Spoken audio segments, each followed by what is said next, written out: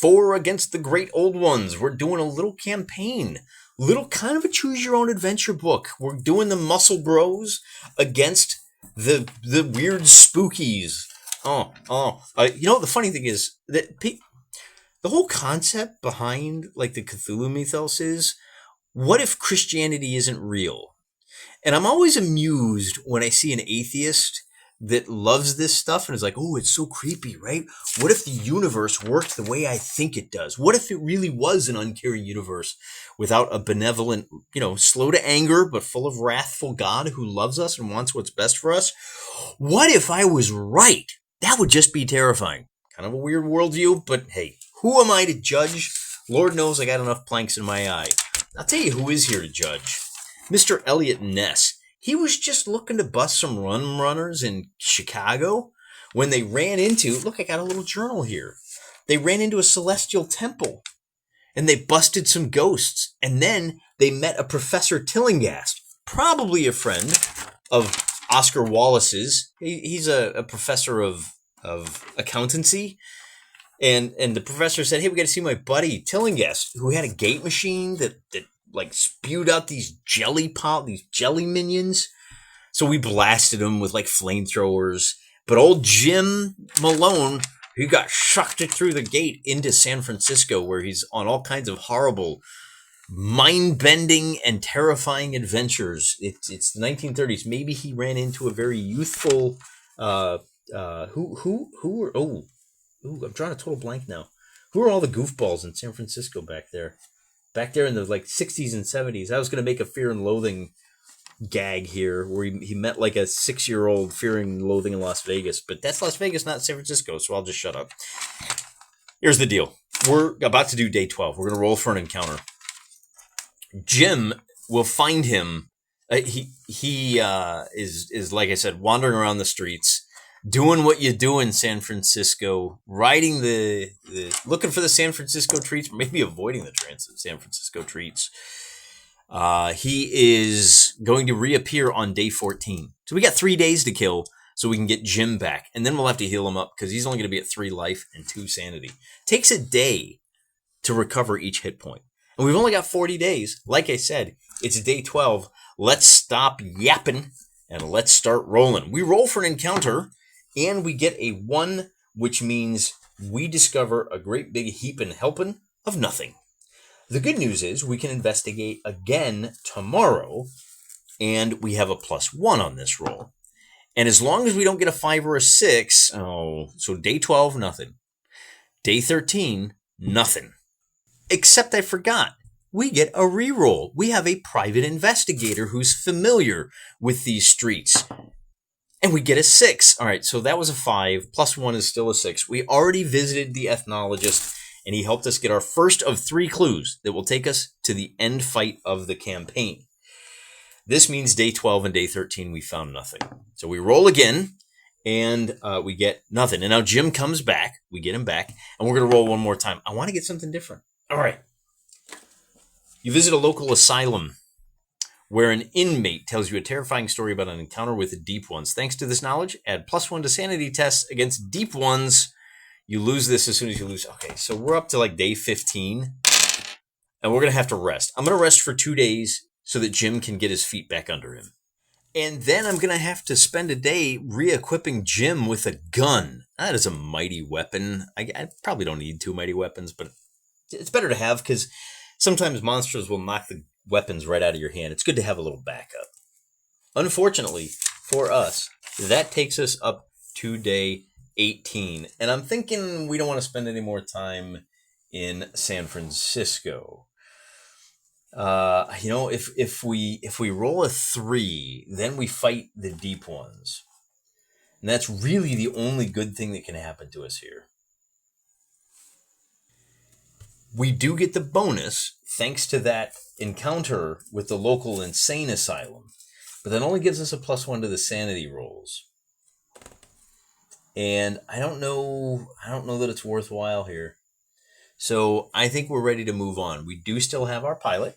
We can go anywhere on the map that we want on day 18 and investigate some more stuff. Well, I shouldn't say anywhere on the map we want. do we want to go ahead and just continue with the East Coast? Let's go ahead and check out the West Coast a little bit more. So we lose the benefit of the Insane Asylum. Day 18 is travel. And then on day 19, we hit Los Angeles. And this is how I'm doing my recap, my little journal for this run through. So day 19, and we'll just underline that. And the encounters are the things. Oh, so we encountered 6, 5, and what was the other one? 3 right there. So now when we hit Los Angeles, we're ready to go. We don't have to waste any time. We can just go ahead and, well, let's look at the special rules. Every city you go to has the potential for little power-ups. In Chicago, our gangster came in very handy. In San Francisco, our private investigator came in handy. In Los Angeles, let's see if anybody has any power. Now, we can recruit more minions. I don't think we need them. It says, if a private detective is in the group, you can re-roll to determine the encounter once per visit. All right, I'll take it. We can also recruit actresses and cameramen. And if we lose somebody, if one of our guys dies, if one of the Untouchables gets touched in a bad way, oh my goodness. We can get dynamite? Bruh, you know what? I should have waited. I knew I was coming to Los Angeles. If I had traveled and then re-equipped, I could have done it all at the same time. Now, you can only ever get 2 dynamite sticks per playthrough, but I'm absolutely going to do that. Remember, encumbrance is a thing. We're going to give it to George Stone. He had a Tommy gun with 1 use left, but maybe we should, come to think of it, we could give that to Oscar. Yeah, why don't we do that? Because then we have that last use on the Tommy gun. So we're going to give Oscar the dynamite, and we have a Tommy gun with 1 more fight. And Tommy guns are terrible because they give you, well, they're great actually. They're great for me. They give me a +3, but only for 3 combats, and I've only used it in 2 of them so far. Now I'm going to go ahead and investigate. I get a 5, and I can re-roll that, but I don't want to. Because if I do investigation and I roll another 5, then I'll be glad to have the reroll. An eccentric director has amassed a gargantuan collection of esoteric artifacts in his villa on Mulholland Drive. The Epicurean of the Terrible wants to create a new film genre called scientific fiction. What a weirdo. I bet he's going to stiff all of his writers, too. He can give the investigators a clue in exchange for actual footage of a fight against an alien or a ghoul. If you know where to find either subject and you accept the mission, he will assign to you 1 to 3 borrowed cameramen, and you must recruit at least 1 of them as helper. You can also use the director's private airplane and travel to and from Los Angeles, blah, blah, blah, blah, blah, in, San Francisco, New York. Right, so we already have a pilot. Don't need that. Defeat an alien or ghoul, return to LA with at least 1 borrowed cameraman, and you will receive a clue. You have 10 days. You lose the borrowed cameraman and access to the plane when you complete the mission or after 10 days. Okay. Remember, we can only have, let's see, D3. So he's only going to send 1 cameraman with us. Very interesting. We're not going to be in Los Angeles for very long here.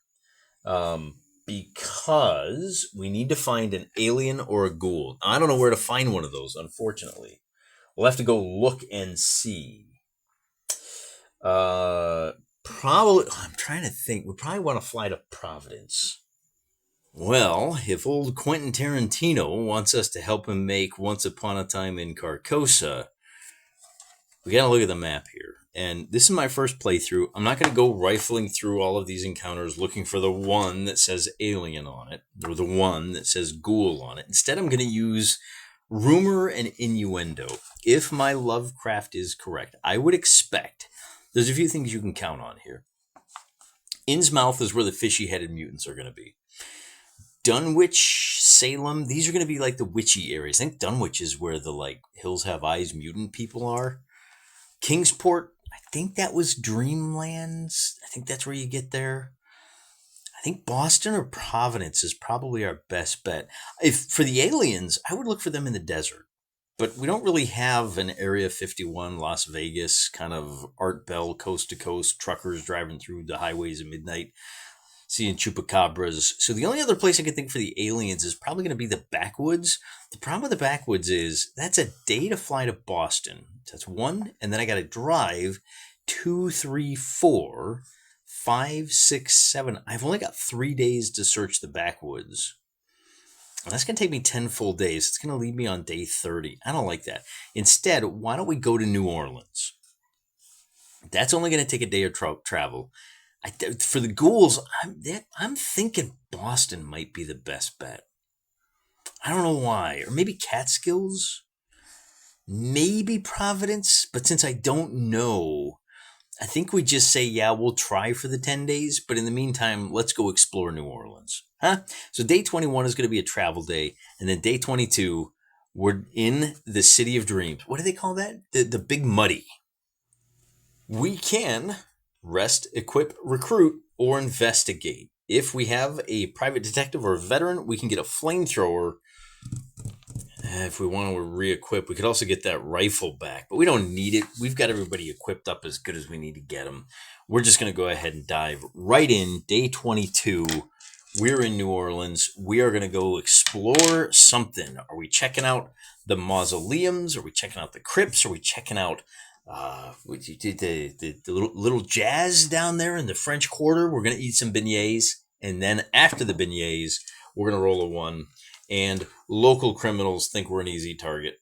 D6 muggers, L4 human minions attack you. Tomorrow you can roll again. So we got to fight our way through D6 plus 2. Yeah, this is actually pretty accurate. All right, 7 muggers. 7 muggers, and they're not even all that tough. We still get our 5 attacks. Actually they are. Level 4 minions. All right, level 4. So we get our sheets back out. Remember, our boys, our gumshoes, our fibbies are investigating all kinds of weird goings on. And we've got the Untouchables here. Somebody reached out and tried to touch them down there in New Orleans. Maybe, Louisiana, right? Maybe we really are taking a little trip to Carcosa. 7 of these guys. Putting them down on a 4, 5, or a 6. We'll rely on our little gangster fella. He's going to get a 5. He'll put 1 down. And there's 7 of them all. We'll be able to level up. That doesn't take any time, by the way. Neither does trading weapons. I did a little reading while I was watching this. By the way, if you know where the aliens are, if you know where the ghouls are, you can throw it down in the comments and let everybody know. A little bit of spoilers, because this is going to be recorded a couple of weeks before the video goes live, so you're not going to ruin anything for me. When you see the end of this video and then, the next one, that's going to be it. What do we got to roll for here? So Elliot Ness, he's got a total of +2. He's got a mighty gun. These guys are like, they pull out their, these Cajuns are trying to take our brass knuckles, and we're like, yeah, I'll give you my gun. Let me give you the bullets first. We're at +2 on this. So we need to get a 4 or better in order to succeed. We get a 6. And if we get an 8, that means we take out 2 of these guys. So that's 2 down. And then Jim Malone is going to go. He's at +2. He puts another one down. That's 3. George is going to roll a 3. So he misses. So 3 down. And then Oscar Wallace, he's going to miss. We got 4 guys. 1, 2, 3 are down. We've got 4 left. And 4 of these muggers are going to attack us. Now, we have to roll a 4 or better to not take damage.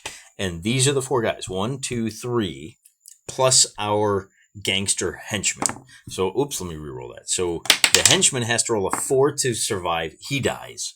And now it's just down to Elliot. And Jim takes a wound. And George also takes a wound. So, we cross off 1 pip here. Now, Jim Malone, the old Scottish veteran, is down to just 4 health. But we have 4 attacks of our own to make. On our first attack, we get a 6, 7 for our attack level. And then because we have a gun, that's 8. We take out 2 of these guys. They put 1 of us in the ground. We put 2 of them in the ground, just like it says in the movies. And then that is going to be the 3rd one down. 1, 2, 3, 4. Do we have 1 more? 1, 2, and then I think we have 1 more. I do have the cameraman, and I do have a pilot. So I guess the pilot, Now we protect those guys because they're too big a power up to put them on the front lines. But that'll be all 7. That takes us to 13 experience points. We're going to spend 10 of those immediately. It's going to take us back down to 3, and we can level up one of our guys. We can level up Jim Malone. He will be at +2 on the attack, +3 altogether because of his gun. Or we can level up Oscar Wallace. And the nice thing about that is, because he's a professor, he will learn a spell at level 2. But he's got a spell called Dynamite, which is all he needs. Do we want to level up our Gangster? He's going to be attack. I kind of think we want to level up our Gangster or our. We're going to level up Jim Malone. He's the old guy. So we got to roll anything but a 1, and he goes up to level 2. That means his maximum life goes up to 8. His maximum sanity goes up to 5, although he is still at 4 sanity. We would have to take a day of rest to recover those. Big thing is, he is now going to be at a total of +3. He automatically puts down one of those level 4 minions. I like that. I do need to say, I have a separate sheet over here with my gangsters are gone. I have the cameraman and the pilot. I should probably write these down. If you are playing this, and those are my helpers. 1 pilot, 1 cameraman. You want to take really good notes because this is the kind of game that it says you can play through it about an hour. It's probably going to wind up taking closer to 2. You're going to set it down. Even if you're 20 minutes in, if you have a wife, you got kids, you got a dog, you got a boss, you got, I don't know why the world hates this. Like, I could watch a 3-hour football game and nobody needs anything from me. I try to sit down and play a game and suddenly 7 billion people need something. It's a little weird. I'm sure you can relate to that. What's not weird is that we didn't find anything, that we got mugged in New Orleans. That's not weird at all. On day 23, we investigate again. And this time we roll the big 6. And 6s are good. We're at +1, which means a 5 or a 6. You visit the police. You visit the police station where you talk with Inspector Lagrasse. He is familiar with supernatural investigations and is willing to help with the mission. He indicates the place where he believes strange cults are gathered in the swamp. If investigating the swamps outside of New Orleans, add +1 to all rolls to encounters. You can also immediately recruit 1 to 3 policemen as helpers. Yeah, boy, we're going to instantly recruit 2 policeman helpers. Remember, wait a minute, can we do that? Yeah, because we have a cameraman, a pilot, and now we have 2 cops helping us out. Now, that was investigating New Orleans. Oh, I didn't notice that. That's investigate the town. But you can also, it looks like, investigate the town and investigate the swamps. Oh, there's 2 separate charts. I didn't realize that. Well, I know what we're doing tomorrow. We're going to investigate the swamps. Day 24, we roll a 3.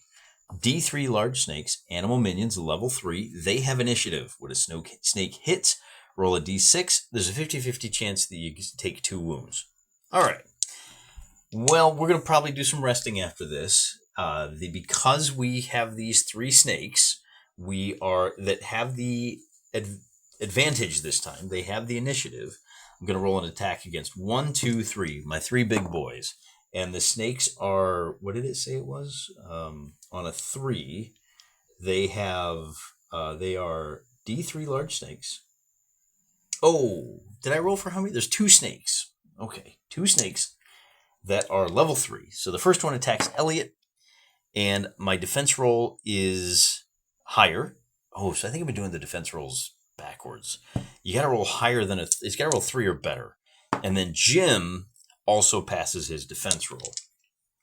Now I need to attack them, and since neither of them attacked Elliot, just needs a 3. He gets it, and then Jim is also going to kill 1.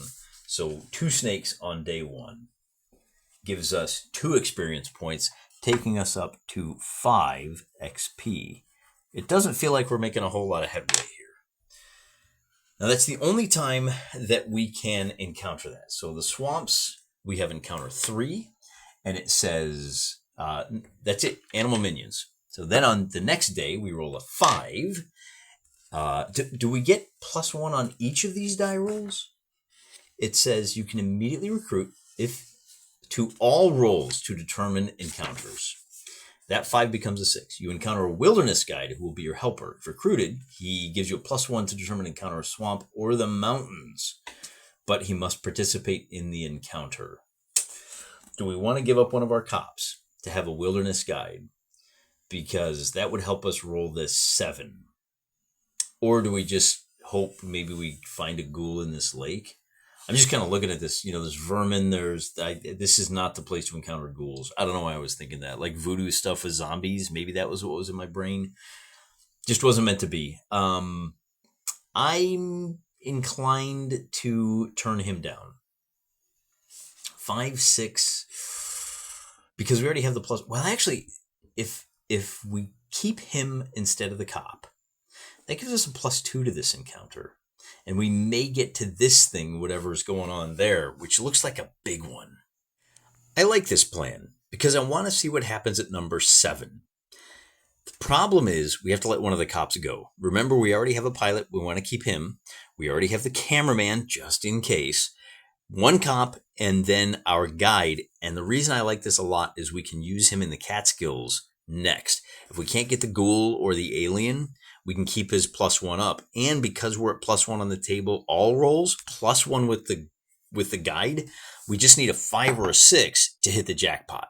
There you go. 5 + 2 is a 7. And that means on day 26, the party follows muffled rhythms of blasphemous strangeness and uncomfortably ritualistic suggestion. Got a lot going on here. You reach a clearing where a horde of cultists are celebrating an abhorrent ritual around a black monolith. Test sanity 3. Okay. Well, we got to check the sanity for our pilot. He's okay. We got to check for our cameraman. He's okay. Our cop buddy is okay. And our guide is also okay. Still have 4 more guys to check. Elliot is going to be fine. Jim is going to be fine. George loses a point. So, wow, that's pretty good, man. The only thing we lost was 1 point of sanity for George. Now, we have D6 plus 10 cultists. Whoa, level 4? Whenever the number of cultists is between 1 and 9, add 1 cultist to the number. They just keep coming. If the cultists are defeated, the investigators find a statuette of Cthulhu. That is an arcane item. Also, test lore 6 to study the carvings. Well, we'll take a look at that after we fight our way through these cultists. We'll start by rolling a d6. We fight 12 cultists in the swamp. I told you we might be hitting Carcosa. Instead of one gigantic, demonic serial killer, time is a flattened circle. And we're going to flatten these cultists, man. They must be putting flowers on the bodies of young'uns. All right, 12 of them. I have a little trick up my sleeve. Remember, I got 2 sticks of dynamite. I think I might be using one of those. But first, I've got 4 guys that can attack. They're not particularly very strong. These guys, the baddies here, remember, are... I probably should have written this down. It's going to be 12 cultists that are level 4, meaning we have to get to 4. That's the target number to put them down. I don't have... Oh, I do have my submachine gun. My Tommy gun. Well, first, Elliot is going to be at a total of +2. 1 for the gun, +1 for the skill. And he's going to knock one of them down. So let me just put a little note here. So they're down to 11. All right. Now Jim Malone is at a total of +3. He automatically puts 1 down. Because he got an 8 or better, he's going to put 2 down. So there's only 9 cultists left. Then George is going to use his Tommy gun, which he is at +3 to use that. And that gives him an extra... Oh, no, that gives him a +3 to his attack. So he's at a total of +4 on this die roll. He gets a 10. He's going to kill a couple of them, taking them down to 7.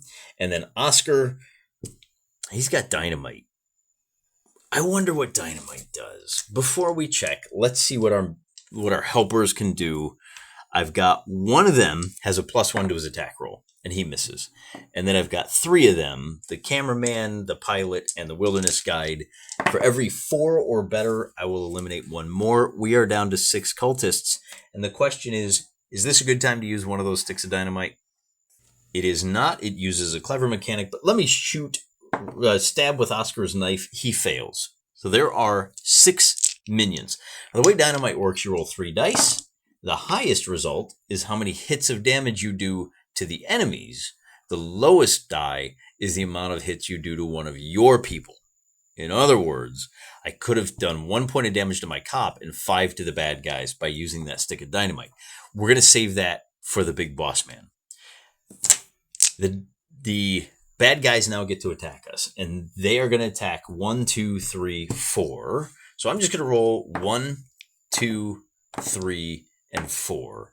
And the only person that was able to avoid the damage was Jim Malone. So Elliot, George, and Oscar all take 1 point of damage. I still have 2 more attacks. I have to decide. We're going to hit the cop is going to take 1 of them. He's fine. And then our guide is going to take 1 point of damage, and our guide dies. Unfortunately, we just didn't have enough. Then the number of cultists goes back up to 7. And so we've killed, now I got to keep a running tab here because I have killed, so I'm going to change the total number to 13 cultists. That's how many we're fighting. So that if I eliminate these 7, where are we at? We have Elliot is going to attack, and with a result of a 4, he'll kill 1.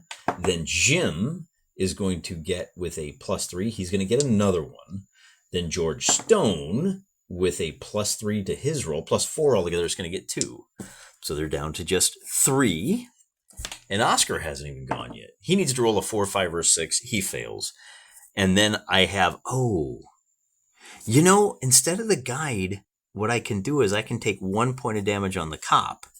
So my guide is still alive. My cop, who is at +1, is going to miss. My pilot is going to fight, and he's going to take 1 out. And then our guide, who's still around, is going to take out another 1. So there's just 1 left. But that means there'll be 14. Now, the 1 left is going to attack. Who's got a lot of health? Elliot is going to take it. He's going to miss. We take 1 point of damage for Elliot. I think we're going to be doing a little bit of resting after this encounter. And then we have 2 more cultists left. Elliot will attack 1, and he's actually going to kill them both. Elliot with his gun just like double taps. Bang, bang. And that's going to give us 14 experience. It takes us up to 19. And we can cash in 10 of those. We're still at 9. So that's my running tally. And I can level up another one of my boys. Do I want to level up Oscar Wallace? I don't think so. I want to level up George Stone. I want to get another. Now I got to roll anything but a 1. So George Stone goes to level 2. And he now has a bonus of 2 on his attack. His maximum life is 8. And his maximum sanity is 5. Okay, but we're not done with the encounter yet. I can't rest on my laurels because there's a whole nother paragraph left to go. If they are defeated, find a statuette of Cthulhu. That's an arcane item. That is our first. Get 2 more arcane items. We find our second clue. All the investigators can test lore 6 once to study the carvings on the monolith. Now that's not technically true. Remember, Jim and George, our veteran and our gangster, they're not bookworms, man. They're the brawn. We're doing the muscle bros. They can't do this. They do not get to check lore or occult. Elliot does, and he has a +1. So on a 5 or a 6, well, he gets nothing. Then it's just our investigators.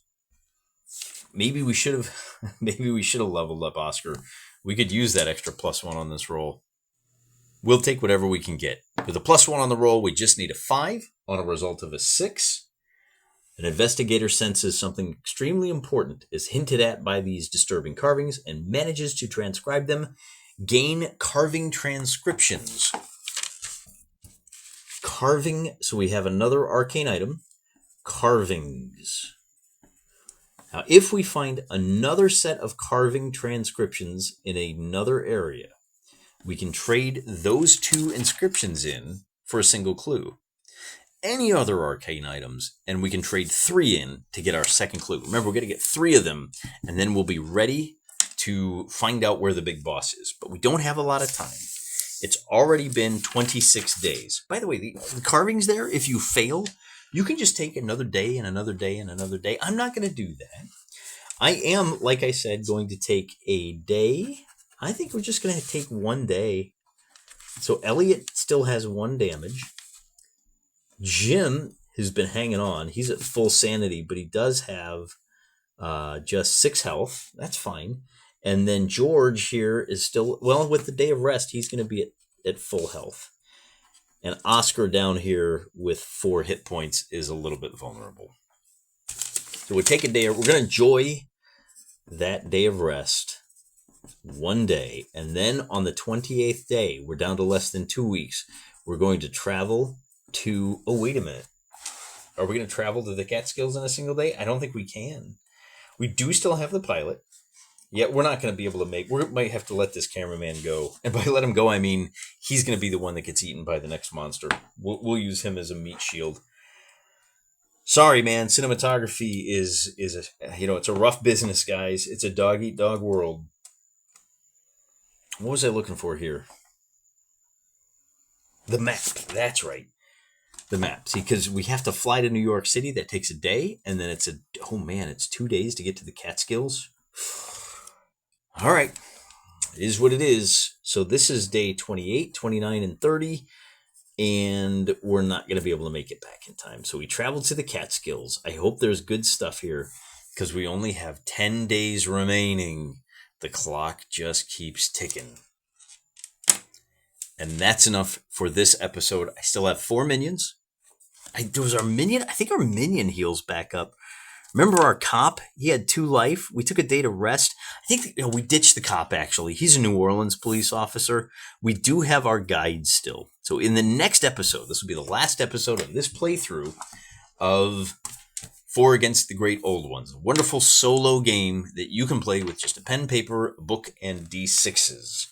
When we return next week, we'll play out the last 10 days, and hopefully we still need to find a clue? Or if we can find another Cthulhu statue and another carving transcriptions, if we can find those 2 in the next 10 days, we'll be ready to go. Tune in next time for the thrilling conclusion to 4 Against the Great Old Ones. Till then, I'm praying for you.